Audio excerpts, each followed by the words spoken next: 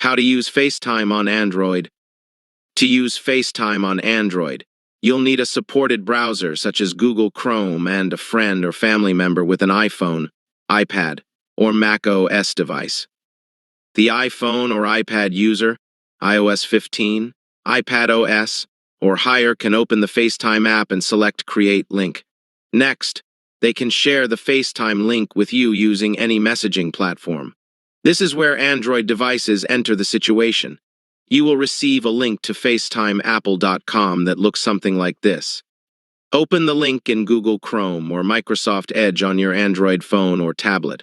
As of January 2024, these are the only supported Android browsers. Enter your name in the box and tap Continue. Next, select Join from the floating toolbar at the top. The person with an iPhone, iPad, or Mac that sent you the link will need to accept your request to join. Once you're in, you'll have the typical video conference controls at the top of the screen. These include making the video full screen, muting your microphone, showing or hiding your video, flipping the camera, and more. Now you're in a basic version of a FaceTime call on your Android device. When you're done, simply tap the screen to bring up the toolbar again and select Leave. Even though it's running entirely through the browser, the quality is really good. Is this as handy as a full-fledged FaceTime app for Android? No, but it's a decent solution.